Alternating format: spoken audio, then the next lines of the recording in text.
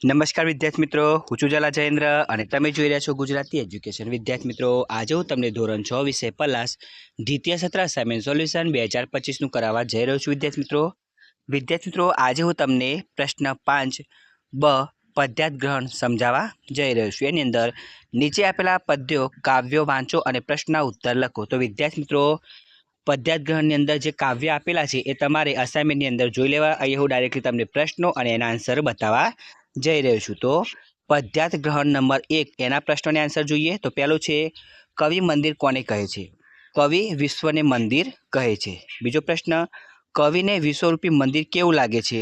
તો કવિને વિશ્વરૂપી મંદિર રૂપાળું લાગે છે.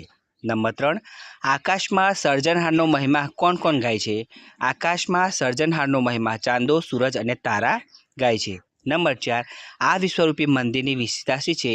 આ વિશ્વરૂપી મંદિરની વિશેષતા એ છે કે આ મંદિરમાં કોઈ પૂજારી નથી, કોઈ દેવની મૂર્તિ નથી કે આ મંદિરને તાળા પણ નથી.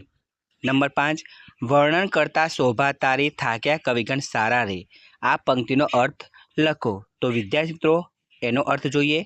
આ વિશ્વરૂપી મંદિર એટલું સુંદર છે કે અતુલ્ય છે કે જેનું કવિઓની કલમે પણ વર્ણન થઈ શકે તેમ નથી, અથવા કવિઓ પણ તેનું વર્ણન કરવામાં અસમર્થ છે.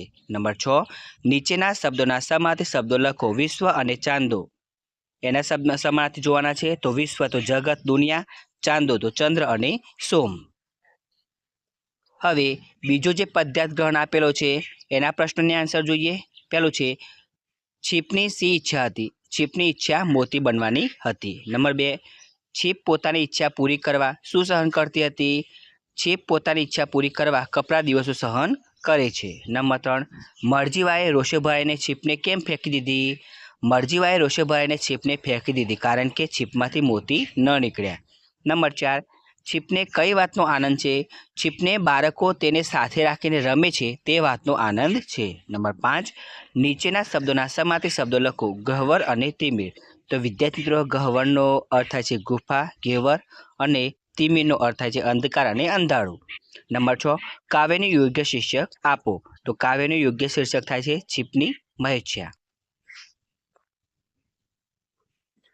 હવે નંબર 3 જે પદ્યાર્થ ગ્રહણ છે એના પ્રશ્નોને આન્સર જોઈએ. એમાં પહેલું ઝાડ ક્યાં જવા માંગે છે? કેમ? પહેલું ઝાડ દૂર આગા વનમાં જવા માંગે છે, કેમ કે દૂર દૂર વનમાં ભાઈઓનો વિયોગ ખમાતો નથી. નંબર 2, બીજું ઝાડ વનમાં જવામાં શો ભય બતાવે છે? બીજું ઝાડ વનમાં જવામાં ભય બતાવતા કહે છે કે રોજ રોજ કઠિયારા આવે છે અને આપના પર કુહાડીઓ ચલાવે છે. નંબર 3, બીજું ઝાડ ફળિયામાં જ રહેવાનું કેમ પસંદ કરે છે? બીજું ઝાડ ફળિયામાં જ રહેવાનું પસંદ કરે છે કારણ કે જેમને આપણને જાત ઘસીને પાણી પાયા એમને ક્યારેય ફળ અને છાયા આપીશું. નંબર 4, નીચેના શબ્દોના સમાર્થી શબ્દો લખો. ભાંડું અને કુઠાર. તો વિદ્યાર્થી મિત્રો, ભાંડુનો અર્થ થાય છે ભાઈ અને કુઠારનો શબ્દ થાય છે કુહાડી. નંબર 5, નીચેના શબ્દોના પર્યાય શબ્દો કાવ્યમાંથી શોધીને લખો. વિયોગ અને લાકડા. તો વિયોગનો અર્થ થાય છે વિજોગ અને લાકડા તો ઈંધણા. હવે નંબર 6, પદ્ય એટલે કાવ્યને યોગ્ય શીર્ષક આપો. તો વૃક્ષોની વેદના. તો વિદ્યાર્થી મિત્રો, તમને મારી આ વિડીયો પસંદ આવ્યો હોય તો વિડીયો લાઇક કરો, કમેન્ટ કરો, શેર કરો અને સબસ્ક્રાઈબ જરૂર કરો. અને વિદ્યાર્થી મિત્રો, આના વગર બીજી વિડીયો જોતી હોય તો નીચે ડિસ્ક્રિપ્શનની અંદર લિંક આપેલી છે. તો વિદ્યાર્થી મિત્રો, ઝડપથી આપણે નવી વિડીયોમાં મળીશું. ધન્યવાદ.